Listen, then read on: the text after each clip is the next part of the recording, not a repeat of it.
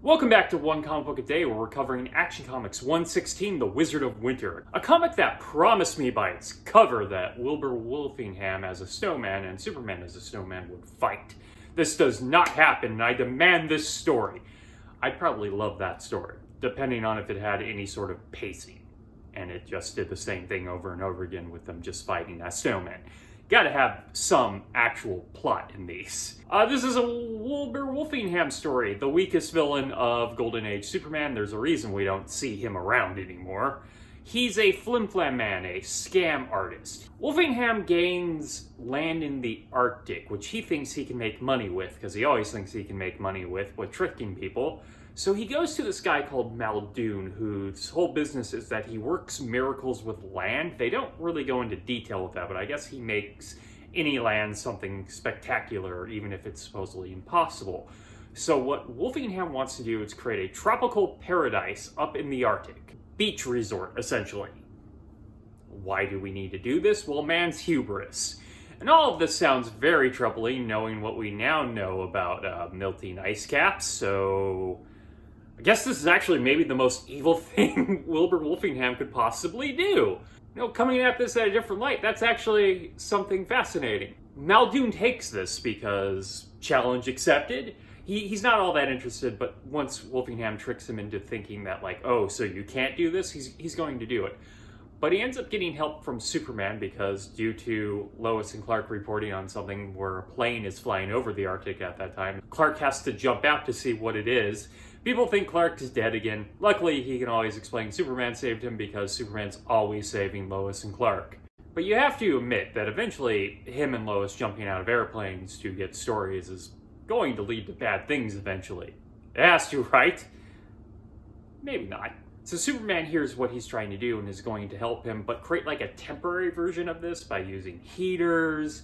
It sort of works, but it's not supposed to last. But Wolfingham has been selling this to people back in Metropolis. When he hears it's working, he gets a lot of people up there, so Superman is now forced to actually figure out how to do this for real.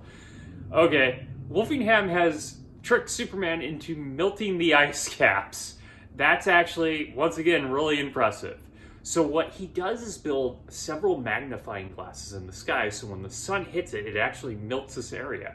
So he's managed to make this a hot place, though if the magnifying glasses are constant in the sun, I don't know, this might be closer to a death ray situation than a tropical paradise.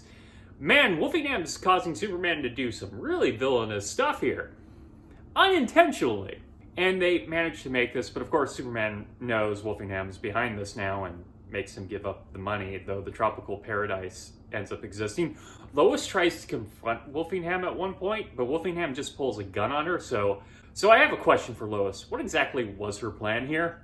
Now, to be fair, Wolfingham hasn't been this violent since the second Superman story, where he essentially left Lois to die in a death trap. Since then, he hasn't done anything that crazy, but it's good to see him at least try something. But of course, he can't do anything to Superman, so Superman puts him away, and Muldoon is now making money off of this tropical paradise that really shouldn't exist and is a monument to man's hubris that will one day doom us.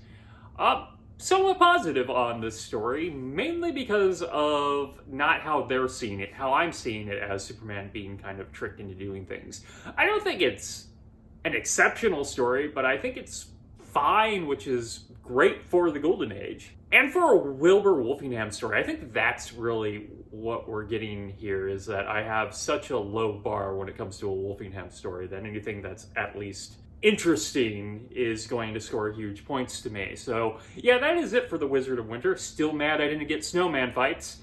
If you enjoyed this video, please like and subscribe, hit the bell icon to get notifications when new videos are up. I do this Monday through Friday, but Fridays is Bat Friday, where I cover a Batman story in either Detective Comics or Batman. And until next time, let us ponder the question, whatever did happen to the Man of Tomorrow?